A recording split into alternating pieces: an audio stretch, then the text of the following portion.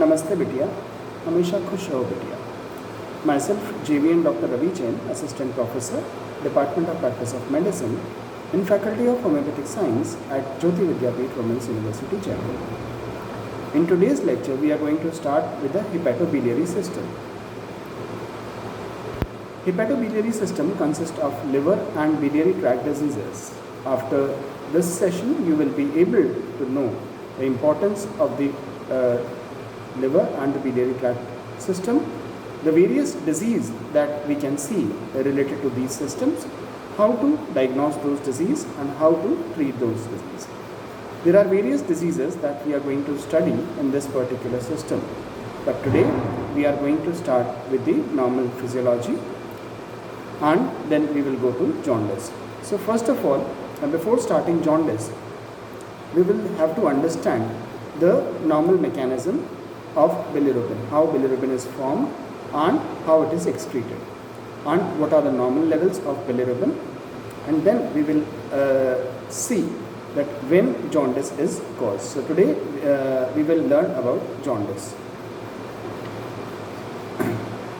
The hepatobiliary system consists of, we have liver, we have bile duct and we have gallbladder.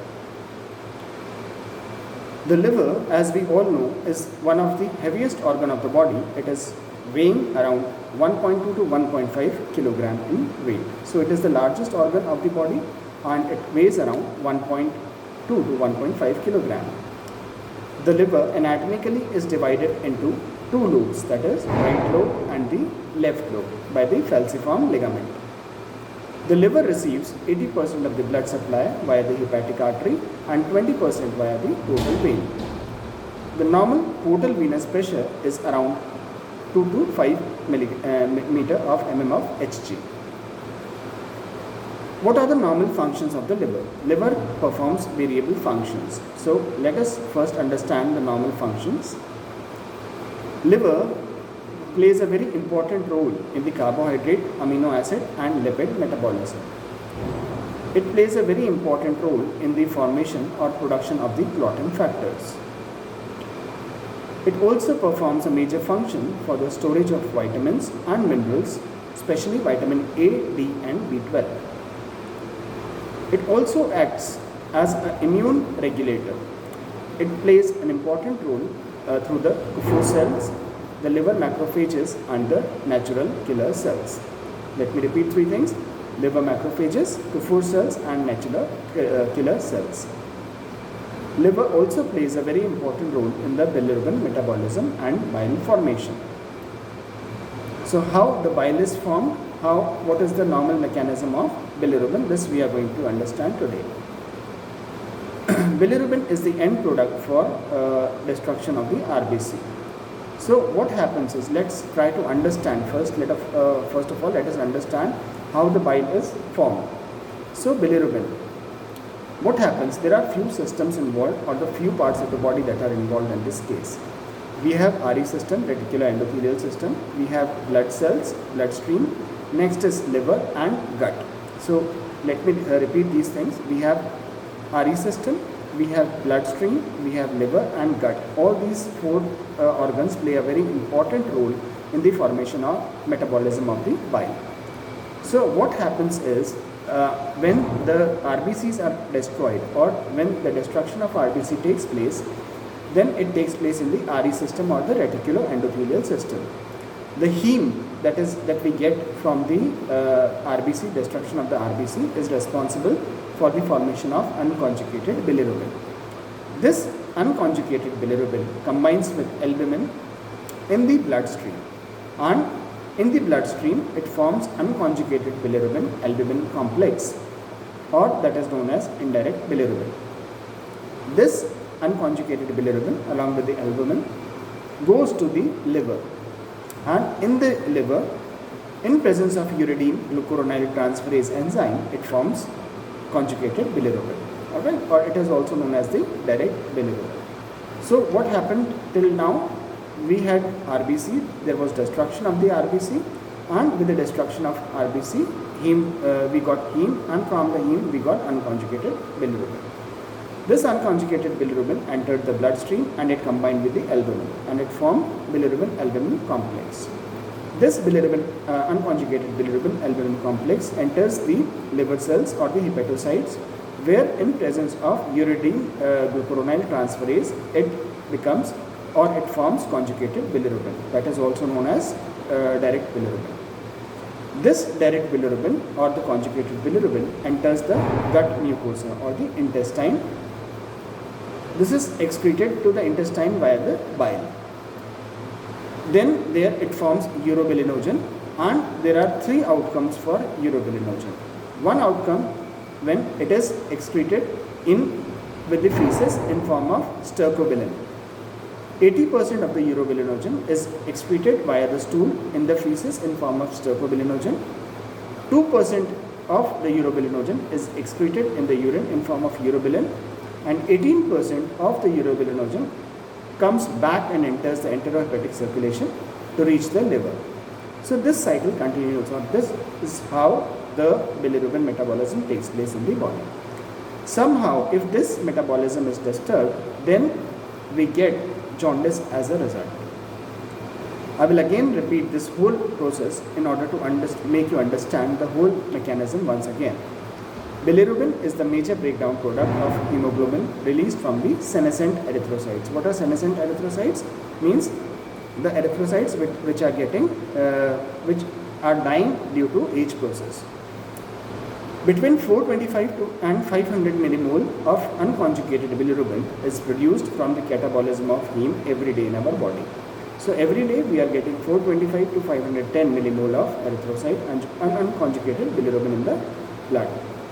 The bilirubin in the blood is normally almost all unconjugated and it is not water soluble. It is bound to the albumin and does not pass into the urine. So the bilirubin, the unconjugated bilirubin that we are getting, it is not water soluble. Therefore, it has to be conjugated in order to make it water soluble. This unconjugated bilirubin is taken up by the hepatocytes, where it is conjugated in the endoplasmic reticulum in presence of uridine glucuronide transferase enzyme. This is producing bilirubin mono and diglucuronide. The bilirubin conjugates are water soluble and these are exported into the bile canaliculus by specific carriers on the hepatocyte membrane. The conjugated bilirubin is excreted in the bile and are passed into the bowel dume. This I have already told you just now.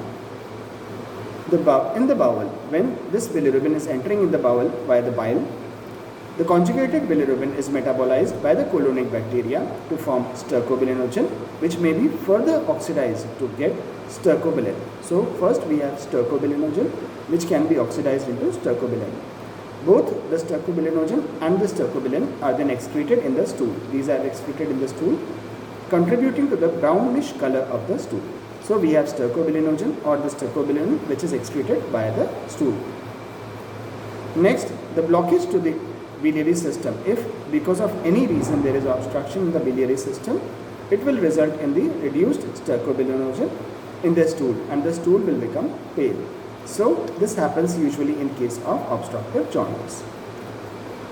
A small amount of stercobilinogen, around 4 mg per day, is absorbed from the bowel and is passed through the liver and is excreted into the urine, where it is known as urobilinogen.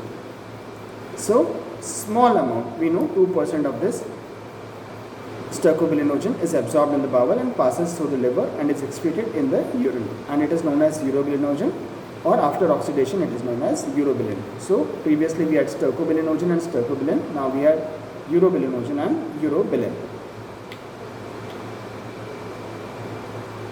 So this is how the process continues. We know that 18% of this urobilinogen enters the enterohepatic circulation and again enters the liver as direct bilirubin, and this is how the process continues. Now what happens is, if this cycle is disturbed anyhow, then it will lead to the accumulation of more and more unconjugated or conjugated bilirubin, leading to the development of jaundice. Alright. So this is how the cycle or the metabolism of bilirubin continues. Now what happens in jaundice? In the jaundice, the bilirubin level is disturbed. So let me in a very short way tell you about the normal levels of the bilirubin, so that in the next lecture when we are going to start with jaundice, we will be able to know what are the normal levels of the bilirubin and conjugated, unconjugated bilirubin, and when the jaundice is seen. So what is jaundice? Jaundice I am going to discuss in the next lecture, but in this lecture I am just going to give you a brief review about the jaundice. Alright. So what is jaundice? Jaundice is, or the icterus, is basically the yellowish discoloration that is seen in the tissues of the body. Alright. That is resulting from the deposition of the bilirubin. When excessive bilirubin is accumulating or depositing in the body, then we get jaundice as a result. Now, the most common site where we can see jaundice is the sclera, or it can be seen in the upper bulbar conjunctiva. It can be seen below the tongue, in the nails, palms, and with the urine color.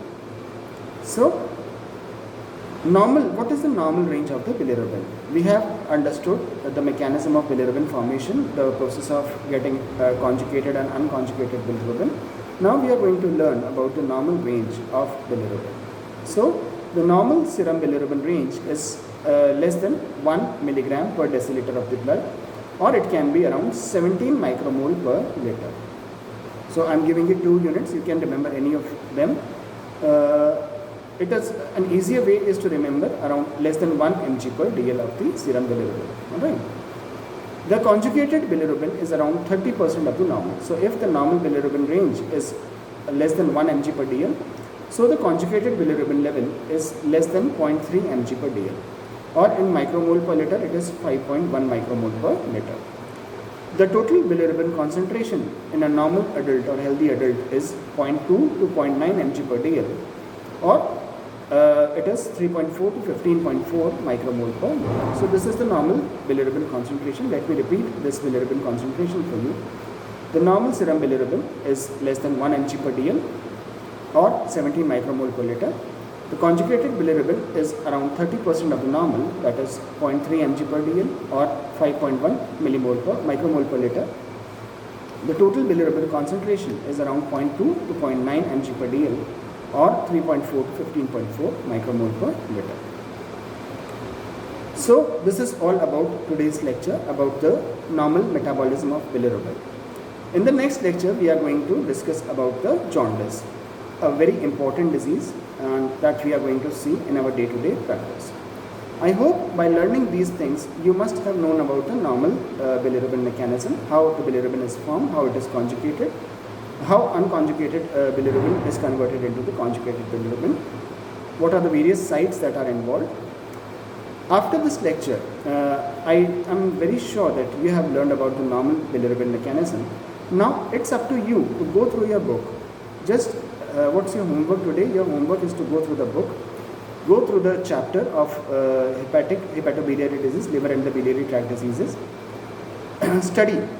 How you have to study this chapter from the book? You have to first go through the starting. In the starting you will get a lot of pictures on about the various metabolic diseases. Then you will get the investigations, what are the various investigations that you can do in case of hepatobiliary tract disease.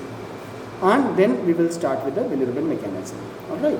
So just go through the book and read all the basic mechanism that is involved. Your homework for today is to write in brief about all these mechanisms. Just prepare a flow chart explaining all these things. I have also given you the e-notes for this particular topic. I have given you the e-notes, I have given you the presentation, PowerPoint presentation for this thing, which can be seen on the portal, and you can go through them for your reference, but reading book is very important. Alright, so you have to read from the book as well, and then you have to prepare in a very short way about the bilirubin normal level, the conjugated, unconjugated levels, direct, indirect bilirubin, and you also have to write about the jaundice. Alright. So in the next lecture we are going to learn about jaundice. I hope you have understood this lecture properly. This session is powered by digital version 2.0 Jyoti Vidyapeeth Women's University. I hope you are satisfied with the session today. And if you have any query, please mention in the comment box and I'll try to resolve it. So this was all for today. This was all about the normal bilirubin metabolism. In the next lecture, we are going to start with the jaundice. So go through this matter, and if you have any query, you can always write to me and you can learn these things properly. So this was all for today. Thank you very much. We will be meeting in the next lecture tomorrow. Thank you.